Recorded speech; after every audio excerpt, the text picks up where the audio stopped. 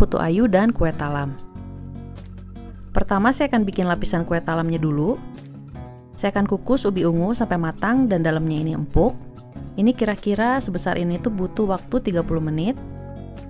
Dan sambil menunggu kukus, saya akan siapkan santannya yang merupakan campuran dari 170 ml santan siap pakai dan 170 ml air. Ini akan saya kocok dan sisihkan dulu. Dan kalau ubinya udah mateng, ini dibiarkan aja dulu sampai dingin. Dan untuk melumatkannya, di sini saya pakai chopper Mi Toshiba CH100 supaya melumatkannya ini lebih cepat dan hasilnya juga lebih halus.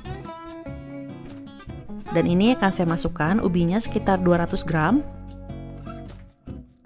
Lalu ini akan saya hancurkan. Cukup dipulse aja beberapa kali sampai hancur.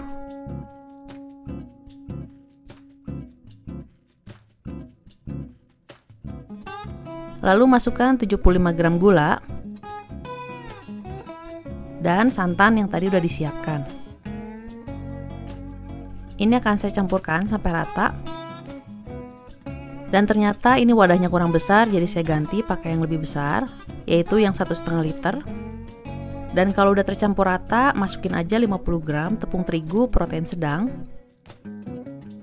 dan 35 gram tepung maizena. Dan ini akan saya campurkan lagi sampai rata.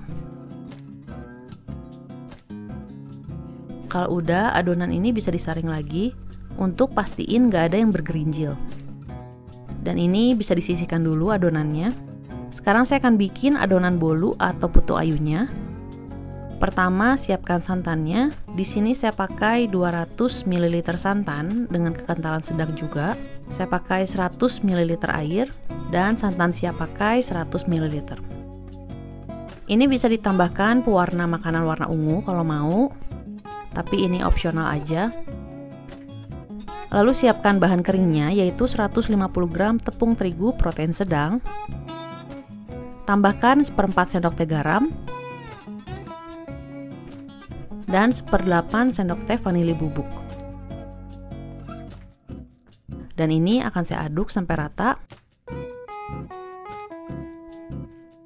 Lalu siapkan 2 butir telur. Ini akan saya kocok sampai berbusa. Lalu masukkan 125 gram gula. Ini saya pakai gula yang udah di blender supaya lebih halus. Dan tambahkan setengah sendok teh cake emulsifier. Ini akan saya kocok sampai mengembang dan kental. Ini saya ngocoknya sekitar 7-10 menit, tapi ini bisa beda-beda tergantung dari mixernya. Kalau udah, ini bisa ditambahin bahan keringnya sambil diayak. Ini saya masukin setengah aja dulu. Lalu diaduk. Dan masukkan setengah dari santan tadi, dan ini diaduk lagi.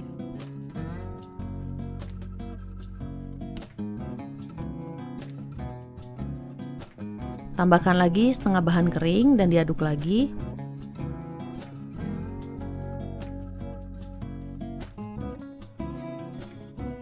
Dan terakhir sisa santannya. Dan ini diaduk lagi. Ini sebaiknya diaduknya sampai rata dan gak ada yang tertinggal di dasar mangkok. Dan ini kalau warnanya dirasa kurang ungu, ini bisa ditambahkan lagi pewarnanya.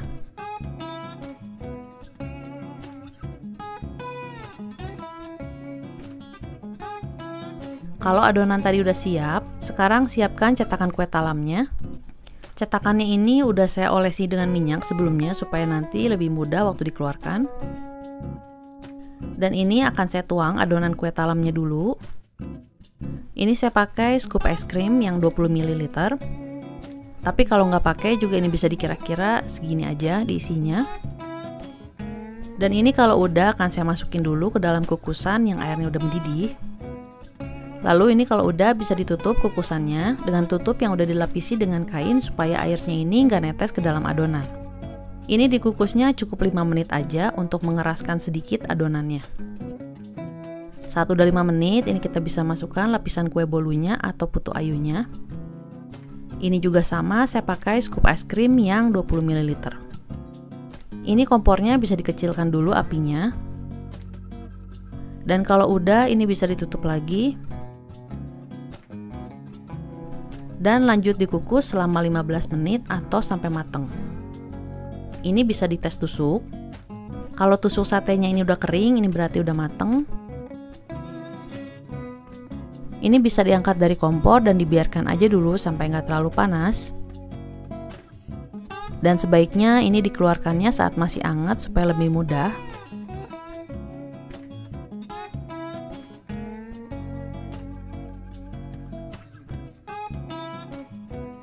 Untuk batch berikutnya, ini saya nyoba ngukusnya dengan cara yang beda. Jadi dua lapisnya ini dikukus secara bersamaan. Pertama saya tuang dulu adonan kue talamnya. Lalu di atasnya saya tuangkan adonan bolu atau putu ayunya. Dan ini akan saya kukus selama 20 menit dengan api sedang.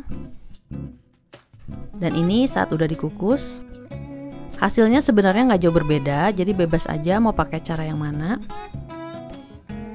Dan ini udah jadi dan siap untuk disajikan. Bolunya ini lembut dan di atasnya ini ada lapisan ubi yang empuk dan sedikit kenyal. Rasa ubinya ini legit dan gurih, dan aroma vanilinya juga bikin enak. Dan ini kalau mau, santannya tadi bisa direbus dengan daun pandan dulu, supaya ada aroma pandannya pasti lebih enak.